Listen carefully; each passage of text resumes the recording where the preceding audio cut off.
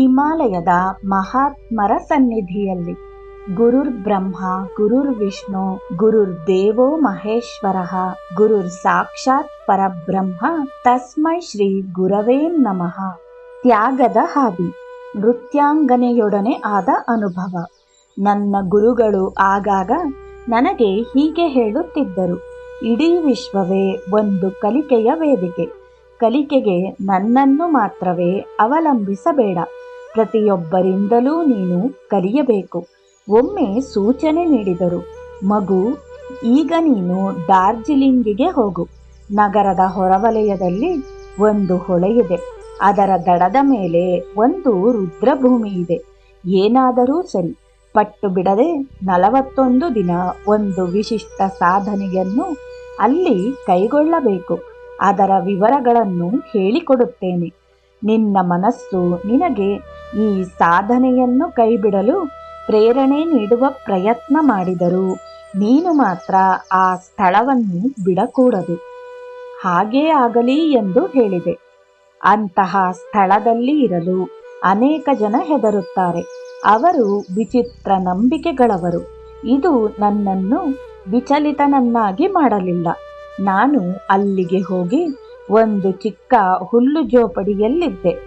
ಒಲೆ ಹೊತ್ತಿಸಿ ಅಡಿಗೆ ಬೇಯಿಸಿಕೊಳ್ಳುತ್ತಿದ್ದೆ. ಆ ದಿನಗಳಲ್ಲಿ ನಾನು ವಿಶ್ವವಿದ್ಯಾನಿಲಯದಲ್ಲಿ ಓದುತ್ತಿದ್ದೆ. ಆಗ ಬೇಸಿಗೆಯ ರಜೆಯ ಸಮಯ. ನಾನು ಅಂದುಕೊಂಡೆ, ಈ ರಜಾಕಾಲವನ್ನು ಸಾಧನೆಗಾಗಿ ಉಪಯೋಗಿಸಿಕೊಳ್ಳುವುದು ತುಂಬಾ ಒಳ್ಳೆಯದು. ಗುರುಗಳು ವಿಧಿಸಿದ ಸಾಧನಾ ಕ್ರಮಗಳನ್ನು 39 ದಿನ ಅನುಸರಿಸಿದೆ. ಏನೂ ಆಗಲಿಲ್ಲ. ಆಗ ಎಂಥ ಮೂರ್ಖ ಕಾರ್ಯದಲ್ಲಿ ತೊಡಗಿದ್ದೀಯಾ? ಏಕಾಂತವಾಸದಲ್ಲಿದ್ದು ಪ್ರಪಂಚದ ಸಂಪರ್ಕವನ್ನು ಕಡಿದುಕೊಂಡು ನಿನ್ನ ಅಮೂಲ್ಯವಾದ ಸಮಯವನ್ನು ಹಾಳು ಮಾಡಿಕೊಳ್ಳುತ್ತಿದ್ದೀಯ. ನಿನ್ನ ಯೌವನದ ಅತ್ಯುತ್ತಮ ಕಾಲವನ್ನು ಕಳೆದುಕೊಳ್ಳುತ್ತಿದ್ದೀಯ. ಇಂಥ ಕೆಲವು ಬಲಯುತವಾದ ಭಾವನೆಗಳು ಮನಸ್ಸಿನಲ್ಲಿ ಮೂಡಿದವು. ಗುರುಗಳು ನೆನಪಿಡು, 41ನೇ ದಿನ ಸುಧಾರಣೆಯ ಕೆಲವು ಸೂಚನೆಗಳು ನಿಶ್ಚಿತವಾಗಿಯೂ ನಿನ್ನೊಳಗೆ ಕಾಣಿಸಿಕೊಳ್ಳುತ್ತವೆ. ಅದಕ್ಕೆ ಮುಂಚಿತವಾಗಿ ಸಾಧನೆ ಬಿಟ್ಟು ಬಿಟ್ಟೀಯ. ಮನಸ್ಸಿನ ಸಲಹೆಗಳಿಂದ ಆಕರ್ಷಿತನಾಗಬೇಡ. ಚಪಲತೆ ಬೇಡ ಎಂದು ಎಚ್ಚರಿಸಿದ್ದರು. ಪ್ರಮಾಣವಾಗಿ ಹಾಗೆ ನಡೆದುಕೊಳ್ಳುತ್ತೇನೆ ಎಂದು ನಾನಾಗ ಹೇಳಿದ್ದೆ. ಆದರೆ 39ನೇ ದಿನ ನಾನು ಮಾಡುತ್ತಿದ್ದ ಕಾರ್ಯದ ವಿರುದ್ಧ ನನ್ನ ಮನಸ್ಸು ಕಾರಣಗಳ ಮೇಲೆ ಕಾರಣಗಳನ್ನು ಕೂಡಿ ಹಾಕುತ್ತಾ ಪ್ರತಿಕೂಲವಾಗಿ ಸಾಗಿತ್ತು. ನನ್ನ ಮನಸ್ಸು ಆಲೋಚಿಸತೊಡಗಿತು. 2 ದಿನಗಳ ಅವಧಿಯಲ್ಲಿ ಏನಂಥ ಬದಲಾವಣೆ ಆಗೋದಕ್ಕೆ ಸಾಧ್ಯ? 39 ದಿನಗಳು ಕಳೆದರೂ ನನಗೆ ಯಾವ ಅನುಭವವೂ ಆಗಿಲ್ಲ. ನಿನ್ನ ಗೆಳೆಯರಿಗೆ ಪತ್ರ ಬರೆಯುವುದಾಗಿ ನೀನು ವಚನ ನೀಡಿದ್ದೆ. ಒಂದಾದರೂ ಪತ್ರವನ್ನು ಬರೆದಿಲ್ಲ. ಸತ್ತವರ ಸಹವಾಸದಲ್ಲಿದ್ದೀಯಲ್ಲ. ಯಾವ ಬಗೆಯ ಬೋಧನೆ ಇದು? ನಿನ್ನ ಗುರು ಯಾಕೆ ನಿನ್ನನ್ನು ಇದಕ್ಕೆ ಹಚ್ಚಬೇಕು? ಆತ ಒಳ್ಳೆಯ ಗುರು ಆಗಲಾರ. ಇದರಿಂದಾಗಿ ನಾನು ಅಲ್ಲಿಂದ ನಿರ್ಗಮಿಸಲು ನಿರ್ಧಾರ ಮಾಡಿದೆ. ಒಂದು ಬಕೆಟ್ ನೀರು ಸುರಿದು ಅಗ್ನಿಯನ್ನು ಆರಿಸಿದೆ. ಹುಲ್ಲು ಜೋಪಡಿಯನ್ನು ಬೀಳಿಸಿದೆ. ಚಳಿಯ ರಾತ್ರಿ ಅದು. ಉಣ್ಣೆ ಶಾಲನ್ನು ಹೊದ್ದು ನಗರದತ್ತ ಹೊರಟೆ. ಮುಖ್ಯ ರಸ್ತೆಯತ್ತ ಹೋಗುತ್ತಿರುವಾಗ ಕೆಲವು ವಾದ್ಯ ಸಂಗೀತಗಳ ಬಜಾವಣೆ ಕೇಳಿಬಂತು. ಒಂದು ಹೆಣ್ಣು ಹಾಡುತ್ತಾ ನರ್ತನ ಮಾಡುತ್ತಿತ್ತು. ಹಾಡಿನ ಸಾರ ಹೀಗಿತ್ತು: ಜೀವನ ಪಾತ್ರೆಯಲ್ಲಿ ಅತಿ ಕಡಿಮೆ ತೈಲ ಇದೆ. ರಾತ್ರಿಯಾದರೋ ಅಪಾರ. ಆಕೆ ಚರಣವನ್ನು ಮತ್ತೆ ಮತ್ತೆ ಪುನರಾವರ್ತಿಸಿ ಹಾಡಿದಳು. ಅದು ನನ್ನನ್ನು ನಿಲ್ಲಿಸಿತು. ತಬಲದ ಸದ್ದು ಛೇ ಏನು ಮಾಡಿಬಿಟ್ಟೆ ಎಂದು ಎಚ್ಚರಿಕೆಯ ಕರೆ ಕೊಟ್ಟಂತೆ ಭಾಸವಾಯಿತು. ಖಿನ್ನ ಮನಸ್ಕನಾದೆ. ಆಲೋಚನೆ ಮಾಡಿದೆ. ಅಂತಿಮವಾದ ಉಳಿದೆರಡು ದಿನಗಳ ಸಾಧನೆಯನ್ನು ಯಾಕೆ ಪೂರೈಸಿಬಿಡಬಾರದು? ಗುರುಗಳ ಹತ್ತಿರ ಹೋಗಿದ್ದೇ ಆದರೆ ಅವರು ಹೇಳುತ್ತಾರೆ, ನೀನು ಸಾಧನೆಯನ್ನು ಪೂರ್ಣಗೊಳಿಸಲಿಲ್ಲ. ಗಿಡ ಬೆಳೆಯುವ ಮೊದಲೇ ಫಲವನ್ನು ನಿರೀಕ್ಷೆ ಮಾಡ್ತಿದ್ದೀಯಲ್ಲ. ಹೀಗಾಗಿ ನಾನು ವಾಪಸ್ಸಾಗಿ ಉಳಿದೆರಡು ದಿನಗಳ ಸಾಧನೆಯನ್ನು ಮುಂದುವರಿಸಿದೆ. 41ನೇ ದಿನ ಗುರುಗಳು ಭವಿಷ್ಯ ನುಡಿದ ರೀತಿಯಲ್ಲೇ ಸಾಧನೆಯ ಫಲ ಕಾಣಿಸಿಕೊಂಡಿತು. ನಂತರ ಮತ್ತೆ ನಗರದತ್ತ ನಡೆದು ಆ ಹಾಡುಗಾರ್ತಿಯ ಮನೆಗೆ ಹೋದೆ. ಆಕೆ ಸುಂದರಿ ಹಾಗೂ ಪ್ರಸಿದ್ಧ ನರ್ತಕಿ. ವಾರಾಂಗನೆ ಎಂದು ಆಕೆಯನ್ನು ಪರಿಗಣಿಸಲಾಗಿತ್ತು. ಒಬ್ಬ ಯುವ ಸ್ವಾಮಿ ತನ್ನ ಮನೆಯತ್ತ ಬರುತ್ತಿರುವುದನ್ನು ನೋಡಿದಾಗ ಆಕೆ ತಕ್ಷಣ ಕೂಗಿ ಹೇಳಿದರು, ನಿಲ್ಲಿ, ಇಲ್ಲಿಗೆ ಬರಬೇಡಿ, ಸೂಕ್ತವಲ್ಲದ ಜಾಗದಲ್ಲಿದ್ದೀರಿ, ಇದು ನಿಮ್ಮಂಥವರಿಗೆ ತಕ್ಕ ಸ್ಥಳ ಅಲ್ಲ. ಆದರೂ ನಾನು ಮುಂದುವರಿಯುತ್ತಲೇ ಇದ್ದೆ. ಆಕೆ ಬಾಗಿಲು ಮುಚ್ಚಿ ದೊಡ್ಡ ಮೀಸೆಯ ಎತ್ತರದ ಕಟ್ಟಾಳು ಸೇವಕನಿಗೆ ನನ್ನನ್ನು ಒಳಗೆ ಬಿಡದಿರುವಂತೆ ಸೂಚಿಸಿದಳು. ಆತ ಜಬರಿಸಿದ, ನಿಲ್ಲಯ್ಯ ಸ್ವಾಮಿ, ಇದು ನಿನ್ನ ಜಾಗ ಅಲ್ಲ.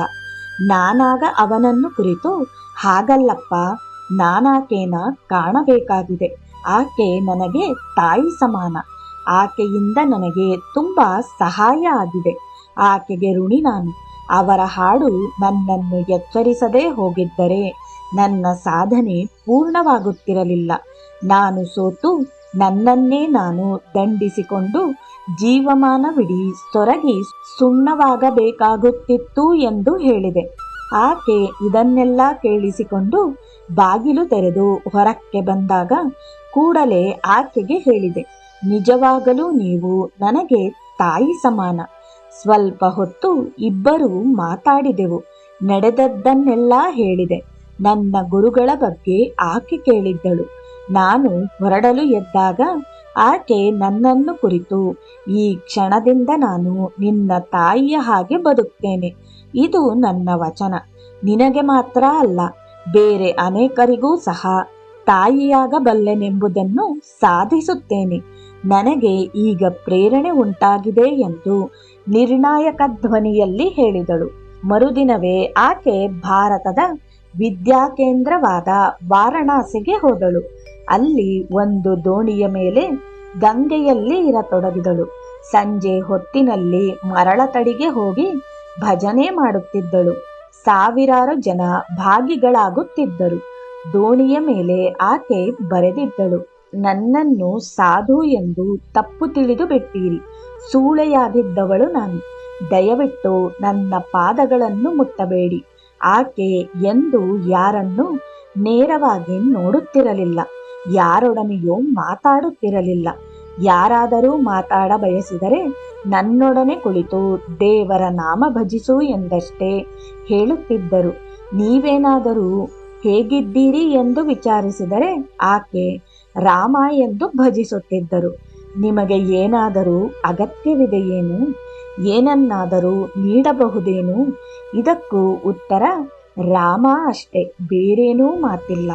ಒಂದು ದಿನ 5,000-6,000 ಮಂದಿಯ ದೊಡ್ಡ ಗುಂಪಿನ ಮುಂದೆ ಆಕೆ ಘೋಷಿಸಿದರು, ಮುಂಜಾನೆ ನಾನು ಹೊರಡುತ್ತಿದ್ದೇನೆ. ಕೃಪೆಯಿಟ್ಟು ಈ ಶರೀರವನ್ನು ನೀರಿನೊಳಕ್ಕೆ ಎಸೆದು ಬಿಡಿ, ಮೀನುಗಳಿಗೆ ಆಹಾರವಾಗಲಿ. ಆಕೆ ಅನಂತರ ಮೌನಧಾರಣೆ ಮಾಡಿದರು. ಮರುದಿನ ದೇಹ ವಿಸರ್ಜನೆ ಮಾಡಿದರು.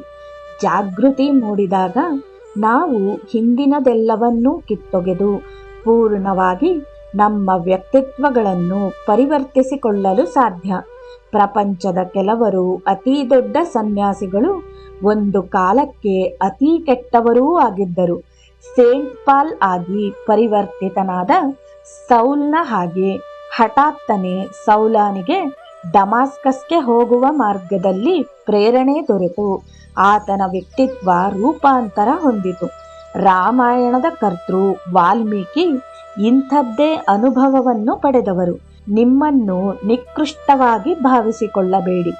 ಎಷ್ಟು ಕೆಟ್ಟವರು ಅಥವಾ ಕುಬ್ಜರು ನೀವು ಎಂದುಕೊಂಡು ಇದ್ದರೂ ನಿಮ್ಮ ಇಡೀ ವ್ಯಕ್ತಿತ್ವವನ್ನು ರೂಪಾಂತರಿಸಿಕೊಳ್ಳುವ ಒಂದು ಅವಕಾಶ ನಿಮಗೆ ಉಂಟು.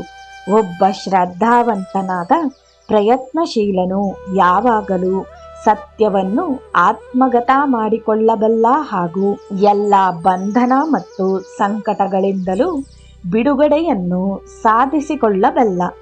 ಒಂದೇ ಕ್ಷಣದಲ್ಲಿ ನೀವು ಸ್ವತಃ ಜ್ಞಾನಿಗಳಾಗಬಲ್ಲಿರಿ. ಬೋಲೋ ಸಬ್ ಸಂತ್ ಕಿ ಜೈ.